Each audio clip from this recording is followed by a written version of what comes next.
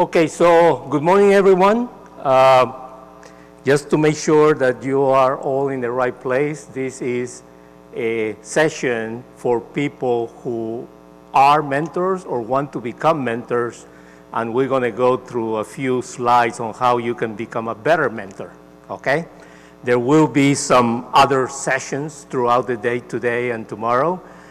There is a session specifically for mentees this afternoon at 3:45.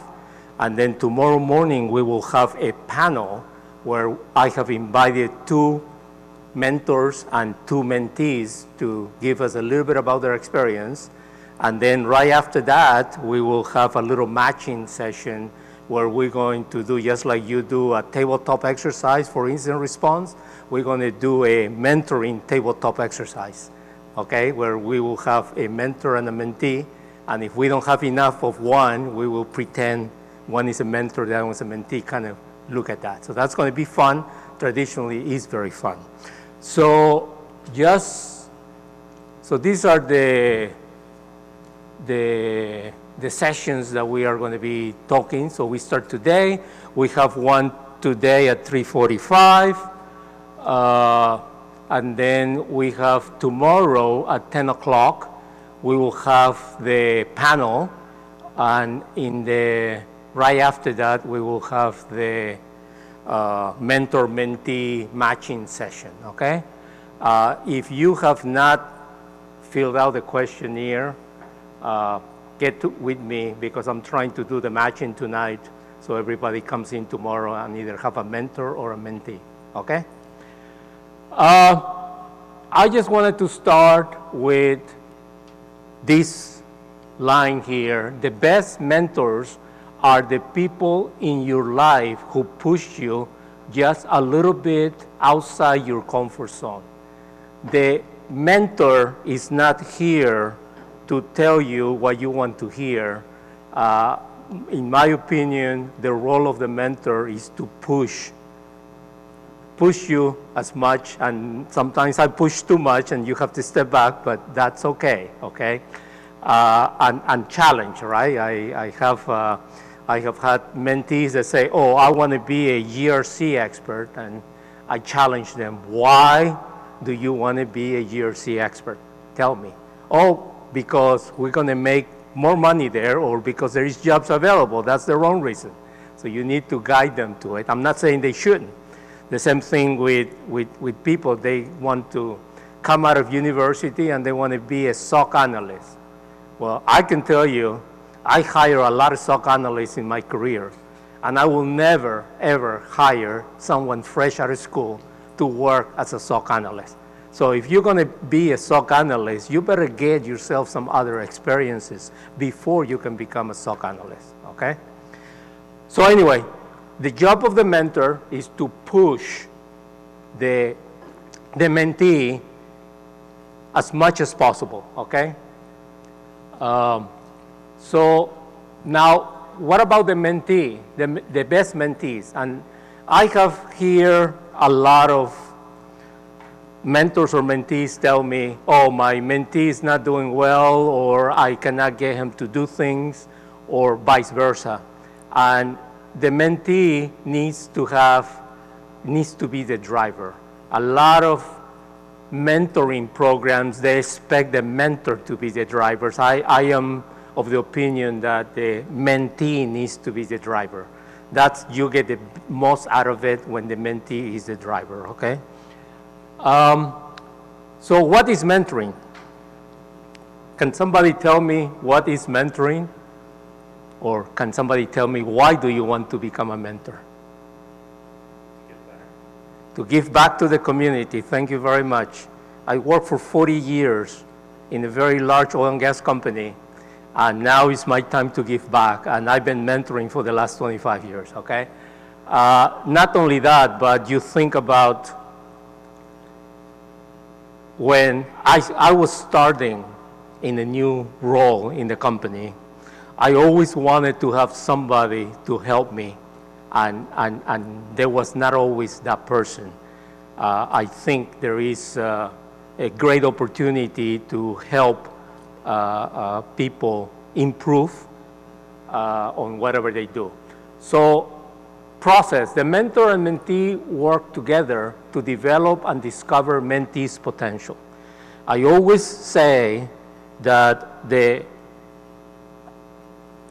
mentor-mentee relationship is not a one-way street, where the mentor tells the mentee, you need to do that. As a matter of fact, if you want it that way, then you find yourself a coach, not a mentor, right? The mentor needs to be able to, and the second thing is that I learned a hell of a lot about different new technologies because my mentees pushed me to it. Give you a very good example.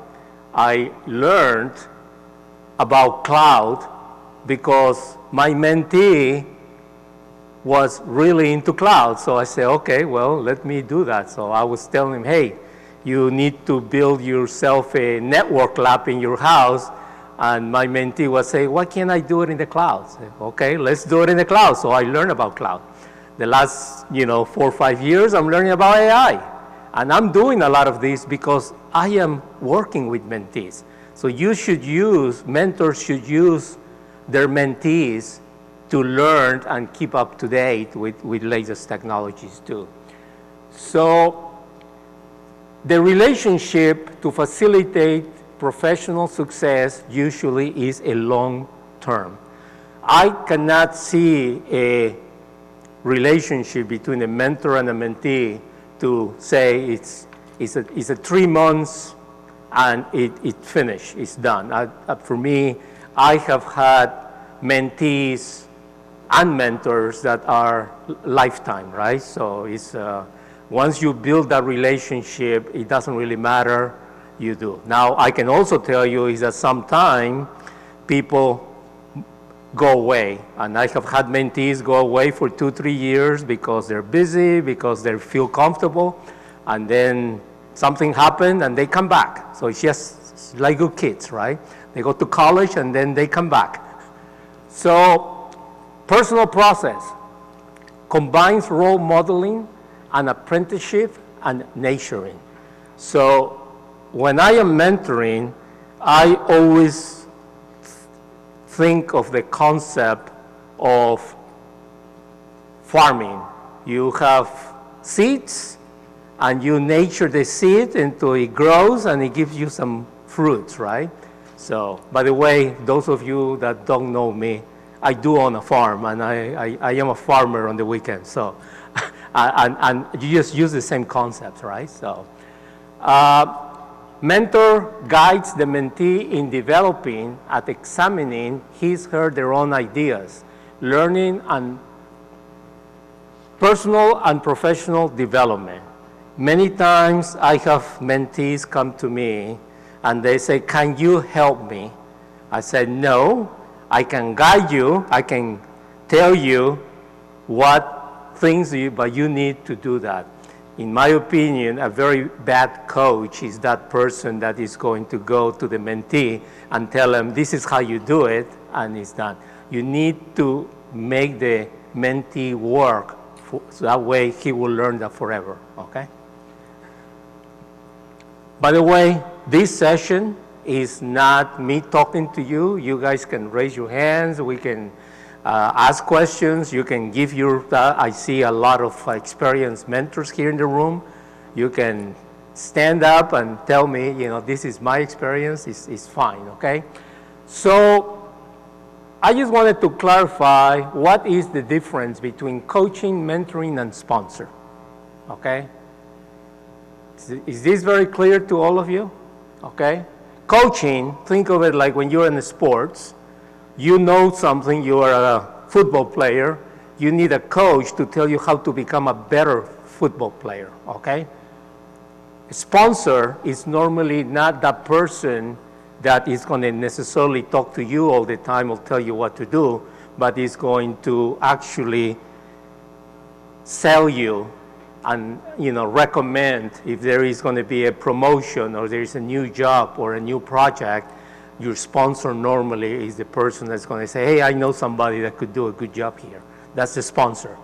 Now, the mentor is different. The mentor is a two-way communication and is about building that pipeline or the roadmap where you want to be in 2-3 years from now. But in my experience, the mentor can be a coach and it can also be a sponsor. So it overlaps, okay? Any questions on this? This is very important. Okay, now this is really important because you need to have some skills or know somebody that have certain skills, because just being a mentor doesn't mean you need to know everything. You can get somebody to help you on different things. I have a lot of mentors that say, hey, my mentee wants to build a home lab. I don't know how to build a home lab. So I go around and look and ask in my network, who knows how to build a home lab? By the way, tomorrow there is a session on how to build your home lab at 2 o'clock. So I think it's 2 o'clock, right? If you have a mentee and they want to build a home lab, tell them to go to that session tomorrow at 2 o'clock. However, Chiock is going to carry on these mentor-mentee sessions throughout the year.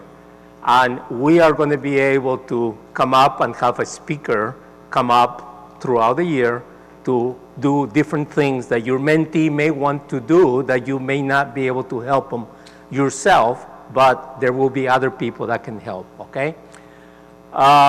So the mentor needs to be an active listener and observe. A lot of people want to do mentor-mentee sessions online. And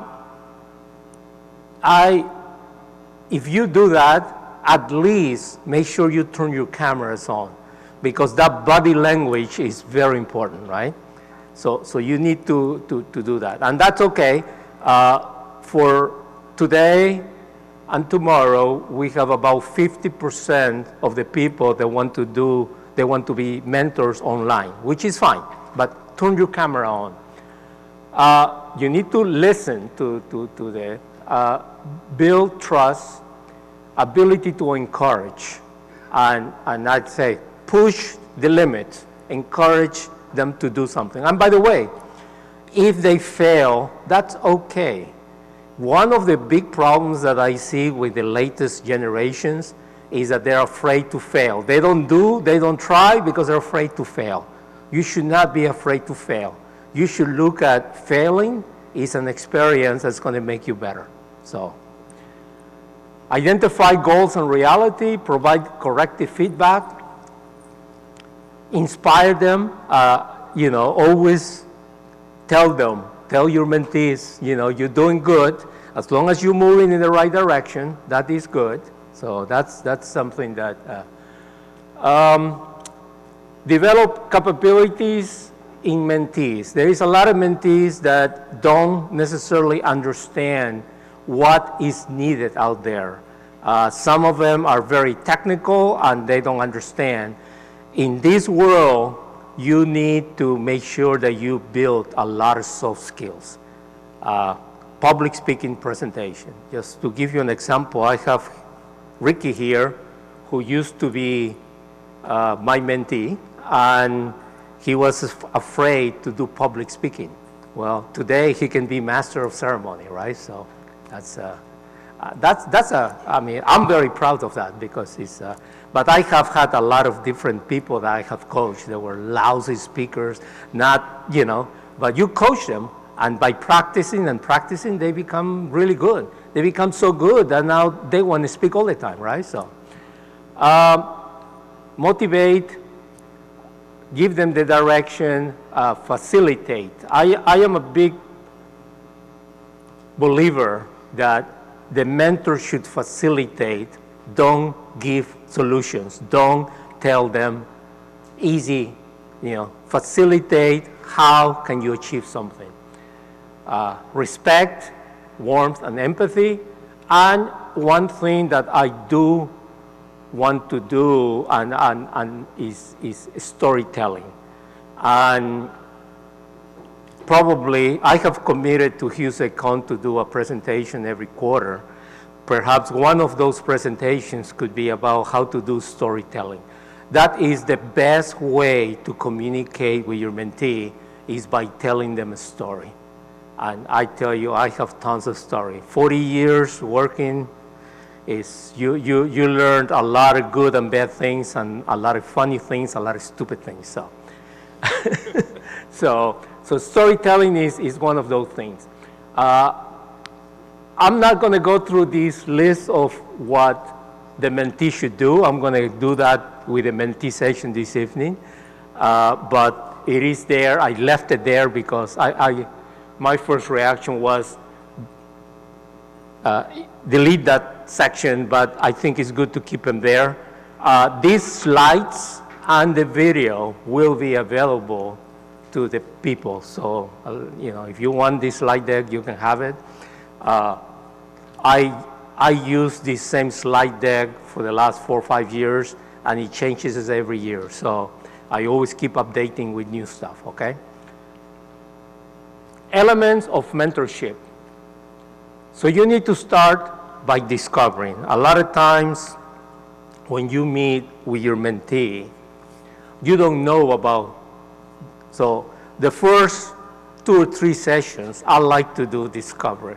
I just ask a lot of questions, you know, what do you like, where you want to be, and by the way, I have a list of questions that you can do, and tomorrow we will do a little bit of that. I probably don't have that many questions, but 4 or 5 questions that we're going to practice mentor-mentee tomorrow.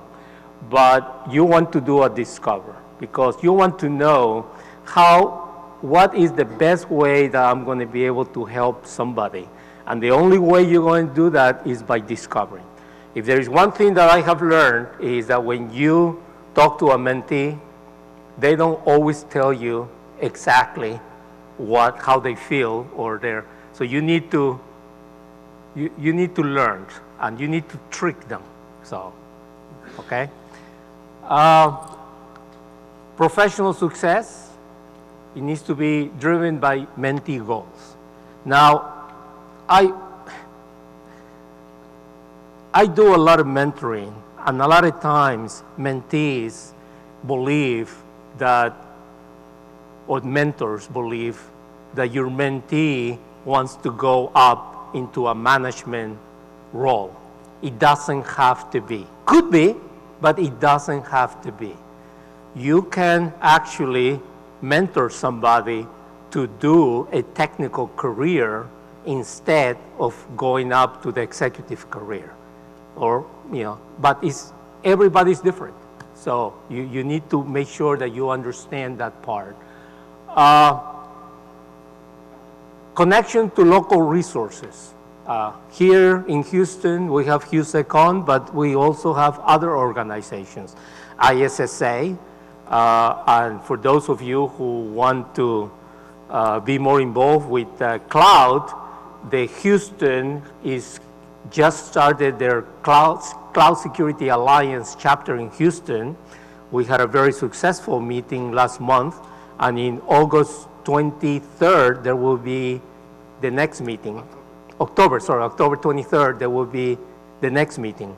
So if you want some more information, talk to this guy. He has some flyers here. You can take a picture.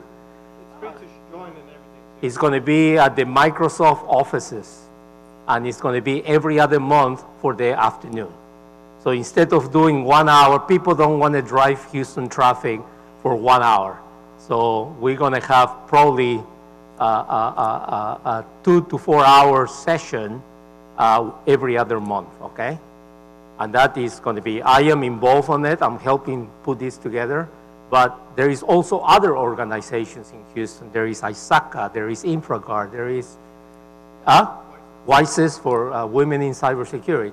By the way, women in cybersecurity is not just for women. And I attend a lot of their meetings, and I do a lot of speaking in there. So,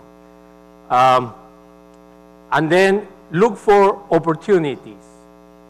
What do you mean by looking for opportunities? Can somebody tell me what it means looking for opportunities?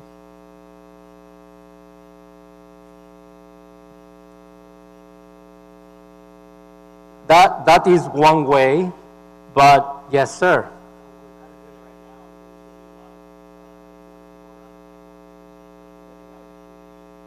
Yeah, yeah, that's good. So, and James knows I'm big into instant response. I said never waste a good breach, right?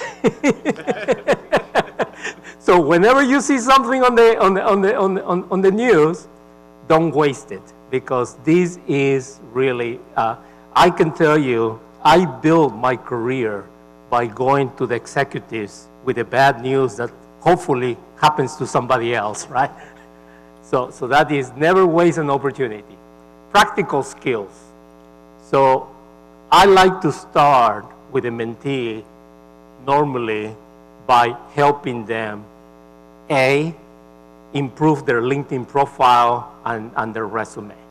And I'm not an expert on it, but I know a lot of people that are expert. I give them the basics, and then I put them in contact with somebody else or give them some samples of it.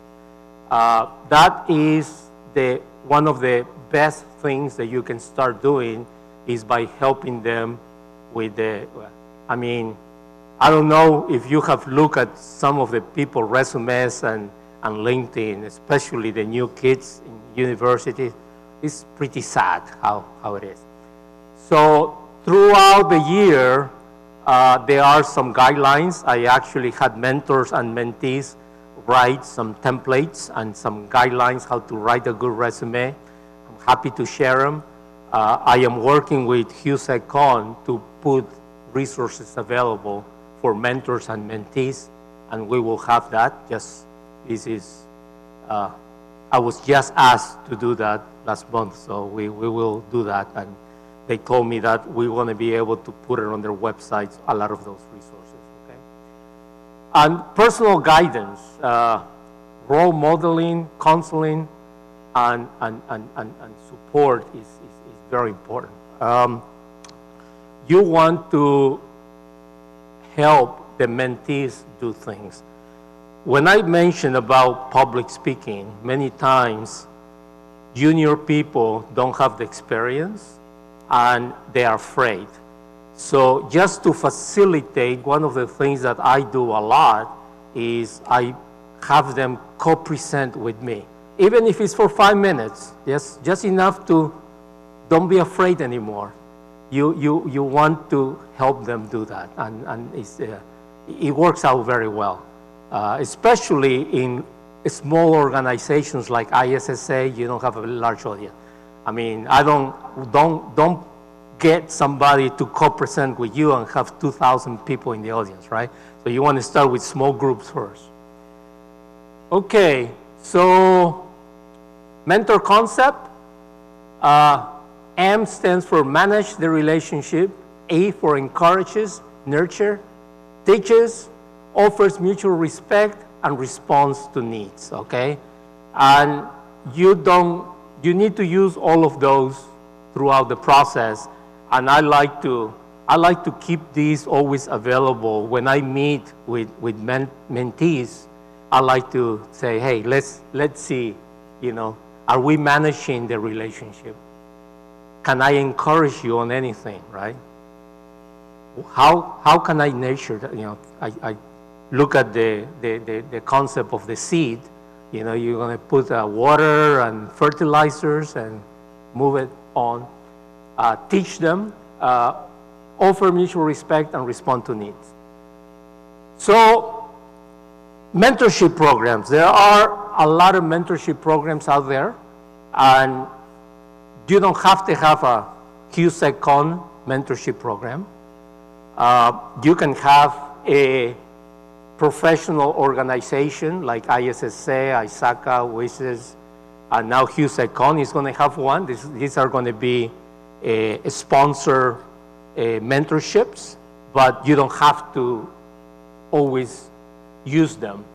At work, I know there is a lot of companies in Houston. I know in Schlumberger, I built a program that I call We Mentor, and I started it started with the SOC, with the Security Operations Center, and it was so good that HR took it over for the whole company, where any employee that was one level above you could become a mentor and mentor one step below.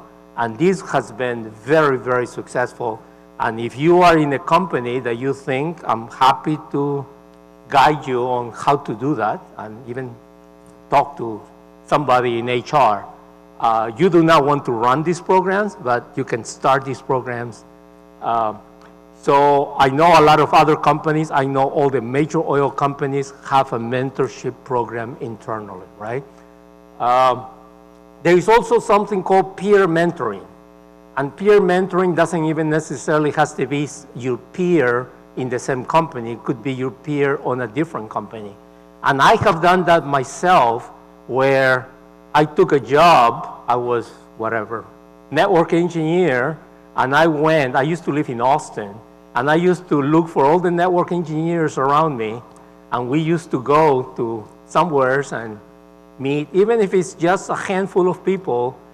We used to go to Starbucks or to a place. We used to go to UT with brown bags and bring your own lunch, and we just discuss, what are you doing for this? What are you doing? What are you doing for network access control? What are you doing for Wi-Fi security, right? So this is called peer mentoring, where you don't have a mentor-mentee relationship.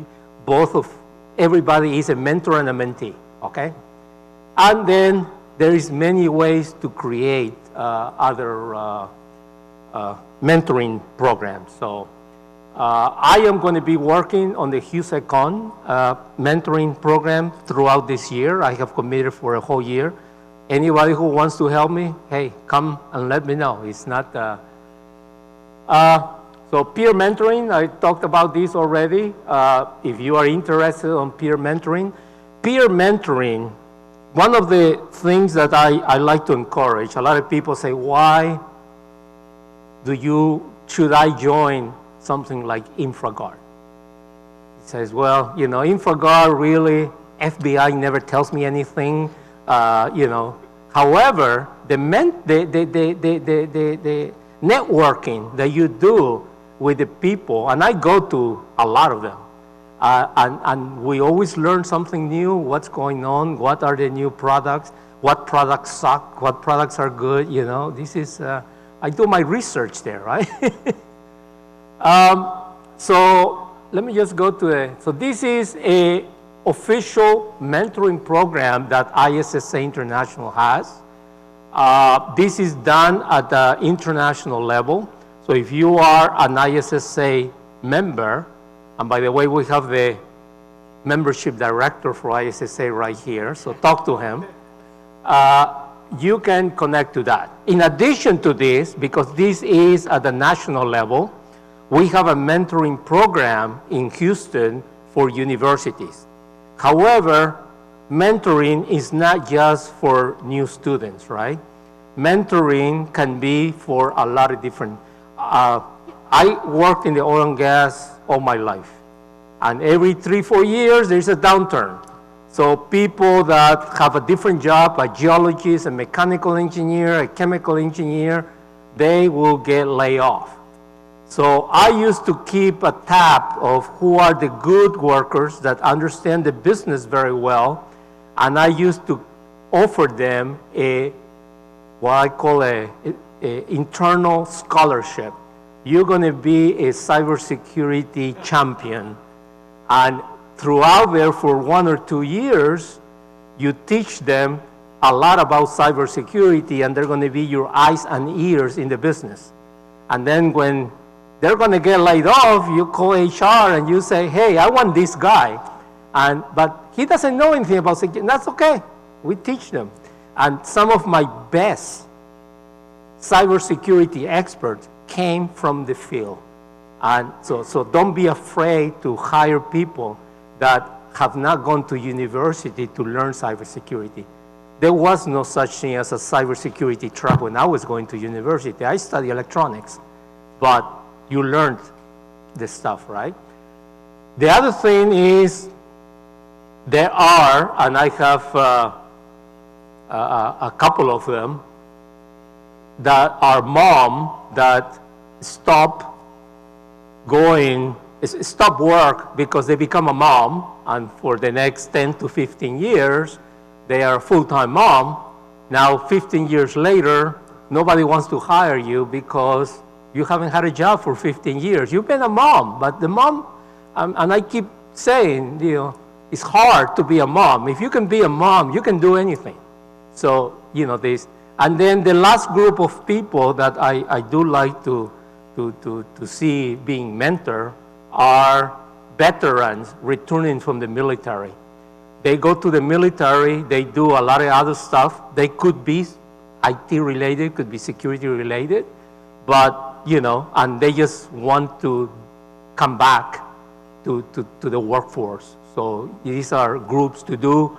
We have through ISSA, we are having like crash courses on Security Plus certifications or CISSPs, and we encourage them to do that and have those at very low cost. Okay?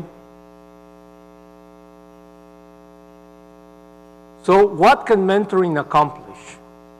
It helps mentees to move their careers forward, to work their ways upwards, not necessarily upwards, could be lateral or become, in some companies, you have what they call a technical career, where you technically can go up the ladder and you don't necessarily need to be a manager or be, and this is quite common, especially on research groups, where, people that have a PhD, they probably make a lousy manager anyway, so. Yes, go ahead. Yeah.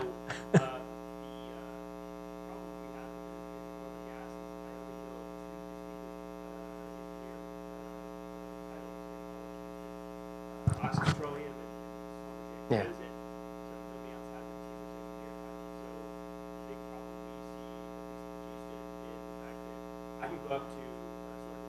Mm-hmm. Chevron does too. Yeah. Yeah. Yeah. Yeah. And I can go out to Boston and New York, and they have a pavilion, right? That's because they have the research and the large universities, and this is very common in universities that you go through the ladder all the way up to becoming a distinguished fellow, right? So, anyway, so that's good. So that's one of the big questions that I always get is, what is it for me? I'm going to be a mentor. What is it for me? My personal experience, it has been very rewarding to be a mentor, and I have learned a lot. And I have mentors all over the place, and they're always helping me do a lot of different things. And I think mentoring is not that the mentee is going to learn from the mentor.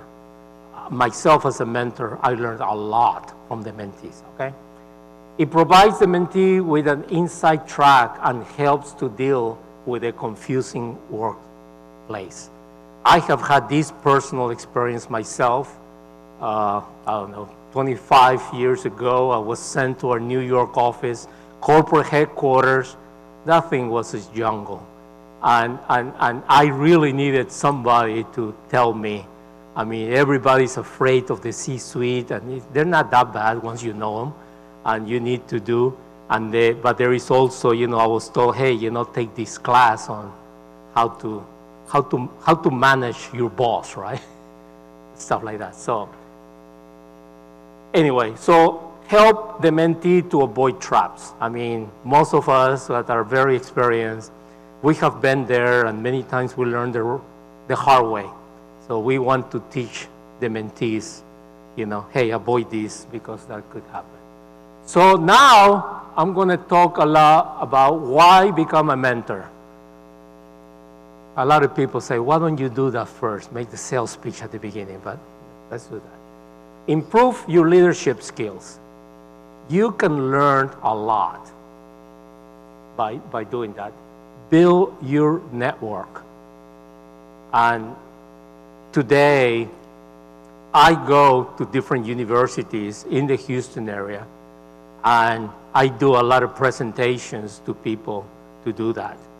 And you will be surprised that people will remember you 10, 15, 20 years later. In a couple of weeks, I'm going to be flying down to Peru, to Lima, Peru. And I was asked by one of my mentees of 35 years ago to come in as a guest speaker at their university because they just know you, right? So, learn from the newer generation. This is big for me. I learned all the new stuff. I actually learned how to exploit things from my mentees, right? So, and hack in the box and all this good stuff. Learn about education institution, learn about careers, learn to deal with the new generation. New generation is difficult. I can tell you, how can you mentor somebody who claims to know everything? That's hard. So you need to learn how to do that, right? And sometimes you need to trick them.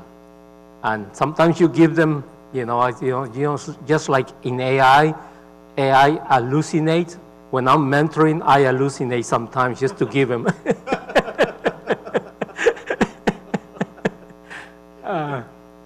So allow self-reflection and change someone's life. I would like to believe that I have changed a lot of people's life. And I have mentored a lot of top CISOs in the Houston area in the last 25 years. So that is very rewarding. I'm sure that if I ever need a job, I will go back and ask them for a job. So very luckily, I don't need a job. So what's a mentor? A leader, a listener, a guy, advisor, supporter, wise counselor, network coordinator, role model, and challenger.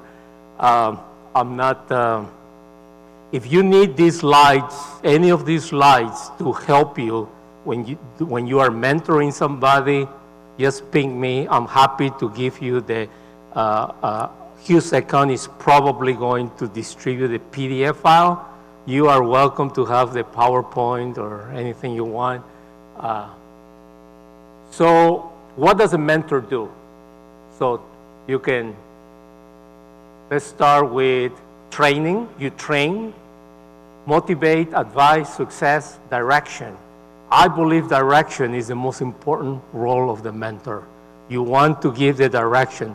And a lot of my mentees get upset with me because I don't give them the answer they want to hear. I give them the direction, and that's fine. Support and goals. So, basis of mentoring, mutual trust. I want to emphasize that you cannot go up to somebody and say, I want you to be my mentor, and the mentor cannot say, I want you to be my mentee. You have to build that trust relationship. If you don't build that trust relationship, the mentor-mentee program is not going to work, okay? Regular contact. This is another one which is very important. I think 3-4 years ago, we started a mentoring program with a university, and it was 4 or 5 months before the mentor and the mentee will actually meet. That doesn't work. You have to have regular. I am of the opinion that you need to, even if it's just a phone call, every month, having that contact is very important. Genuine belief in the process. You need to believe in the process. And I have mentors and I have mentees come to me and say, oh, this doesn't work. Well, it's not the program that doesn't work. It is possible that you were assigned the wrong mentor or mentee. So you need to actually make sure that you have the right mentor and mentee. But don't wait a year later to say, oh, it didn't work. You know, if you have your first session or your second session, it's not working, talk to the coordinator to make sure that you change. And I have had good mentors that were claimed that they were believed to be bad mentors, and good mentees. All you had to do is you were not matched properly. So you need to make sure you have the right match, okay?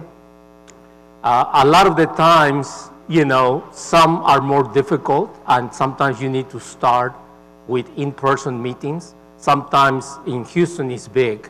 So sometimes having a mentor in one side of town and a mentee in the other side of town doesn't work at all. So you need to try to work out logistics, okay? Have the desire to build and progress. If your mentee does not want to progress, there is no sense having a mentor, right? So just stay there. And there is a lot of them that are willing to do it, but it's the wrong time on their career. They just got married, they just had a kid, or they just got laid off, or whatever the reason may be. We need to work around that, right? So, and then help both persons to grow. And when I'm talking about both persons, not just about the mentee, also the mentor can grow. And mentors can grow, you know. There is always something to do. I'm retired and I'm busy. I am probably busier. Yes. So I'm involved with startups. I'm doing advisory boards. I'm in a couple of board of directors of a couple of companies. And, you know, it's always something to do. What mentees expect: meeting on a regular basis, be able to ask questions, get constructive advice, get guidance, build resume, discover potentials, achieve goals, and motivation. When talking to a mentee, be yourself. A lot of people want to rehearse or practice. The best mentors are those that are very natural. And you don't. Same thing with speaking, right? You don't need to. I've seen people practice and practice. It's not needed. If you know the material, it's good enough. Tell stories. Do not interrupt the mentee. Keep eye contact. Do not be quick. Pick an environment easy to have a conversation. Sometimes I see people going out to a very noisy restaurant or bar to meet. That doesn't work. You know, places like Starbucks, or even just, I found that the best place to meet with my mentees sometimes is my workplace. I just reserve a conference room and meet with them there. If you want to go for lunch afterwards, that's fine, right? And then set aside enough time, no rushing. It's one of the worst things that you can have. Either the mentee say, oh, I have to go to class, or the mentor says, I have an emergency, I have to. So you need to kind of find the right times to do that. Active listening is one of the best advice I can give you as a mentor. Do that, and I'm happy to do a deep dive session on it. I'm not going to cover much on it, but active listening is very important, especially with the millennials, because they sometimes have a problem listening to you. And if you're not listening to them and they're not listening to you, we're going to have a big problem. That's on active listening. Things to do: write a resume. I always like to start with that. Update LinkedIn, view gaps in resume. Whenever you have a gap in your resume, it is a red flag for HR. So you need to find, it is not that there is a gap. You were doing something, whether you were on maternity leave or whether even if you just got laid off. I keep encouraging people, if you are in between jobs, at least become active in one of the professional organizations, okay? And then so on and so forth. So I did this as a guidance. I need to go a little bit quicker because we are on time. So to provide support and advice, encourage mentee to develop themselves and their skills, suggest, hint, always to find answers. I have had some mentees that they just they use the mentor as the easy way out. And I said, no, I don't. Start with Google, right? Start with ChatGPT. Don't want that easy answer from me. So there is a whole list in there. Let's just, so for mentoring, there are the 3 things that you need to do is motivate, you need to challenge them, and challenge is the big thing that you need to do. Why? And sometimes I ask a mentee, what do you want to be? Oh, I want to work in the SOC. Why you want to work in the SOC? The SOC job is really bad. Don't want to do that, you know. So things like that, right? And then inspire them, because if they do something good, you want to inspire them. So tips for effective mentoring: be a wise, trusted advisor. Don't try. Encourage feedback. Be frank and direct. Avoid perfection, and establish protected time together. That's very important. Find the right time to do that. When you have a mentoring session, make sure that the mentor is taking notes.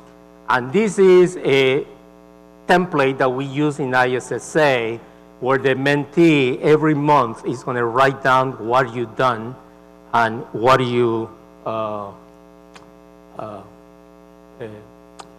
what is in the roadmap. And many times, you know, this is where I am, this is where I want to be, and these are the things that you need to do in between, okay? This one is my last slide, ways to avoid mentor burnout. Make sure you have a clear purpose, define the mentoring process, work to connect with your mentee, look for personal growth, give and get gratitude, take a break, and change things up. So, any questions? Yes. I believe it's going to be in the HUSECON website, but if you signed up for this session, there will be a mailing to them on that, okay? Yes, sir. How can us mentors network a little bit better in this community? Because I find that I can get to a certain point with Yeah. Yeah. you need to go somewhere else. So my suggestion is to talk to HUSECON, and I'm happy to talk to me.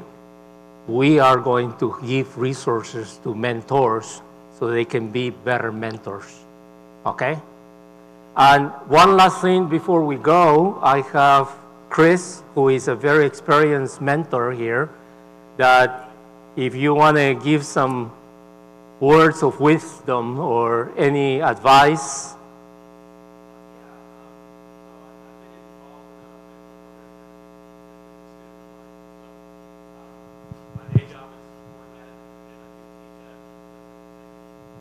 Can everyone hear me now? Yep. All right. So let me stand over here where everybody can see me, or I guess I could go up front. Yeah, Mario. Thank you, Mario. So Mario asked me to just spend like 5 minutes with everybody. So I've been part of the mentor-mentee program for a couple years now. I've run into the same challenges that Mario brought up. We are returned. Maybe call me old school, but I like to start my relationship with my mentee in person. Difficult during COVID, if you can imagine, but I feel like maybe the newer generation, you know, I'm in my 50s, so the newer generation, I can't emphasize enough, I've struggled or spent a lot of time trying to connect with the mentee, right? Trying to understand what's important to them and what really motivates them. So, and I'll use my current class. I teach analysis and response in the cyber program at Lone Star. And what I try to build into my lecture time, as well as a little bit of vocation.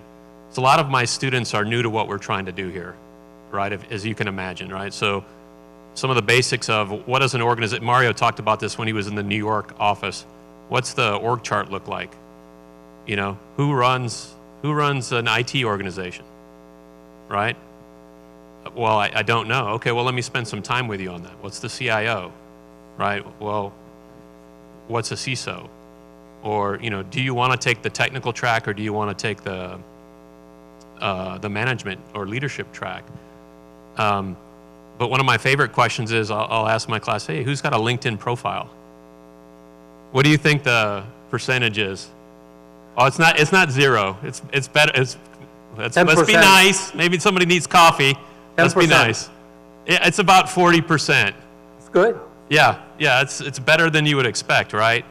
And then I point to someone like Mario, and I agree with this. Like, I'm in the later stages of my career. He would tell you he mentored me, and he would be correct. It's, depending on where you're at in your career, it's always a good idea to have a mentor. And I've benefited from that.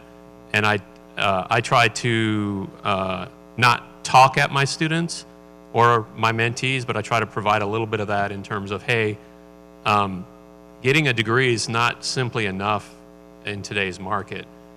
I've encouraged my class to come here. I'm going to ask them tomorrow night when we're in lecture who's made it out here. But you talk about opportunity. This is the opportunity, right? Getting out here, and most of my students probably work full time, if not have multiple jobs. So, the idea that this is an essential part of their growth. I don't teach at Lone Star because it pays the bills, as you can imagine, but I want to give back to the community. I think Mario had that up there as well. So, if you're interested, I would say raise your hand.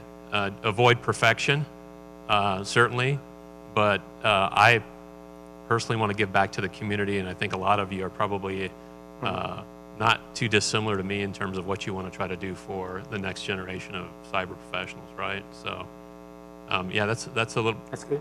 Anything you want me to touch on, Mario? No, that's good. Thank you. Okay, all right. We are a little past the time, so. Okay, thanks for all the right, 5 thank minutes. you very much. Thanks for the there is going to be a mentor-mentee tabletop tomorrow after the panel, and if you can come to the panel, we will have a couple of mentees and a couple of experienced mentors in the panel, okay? Thank you very much.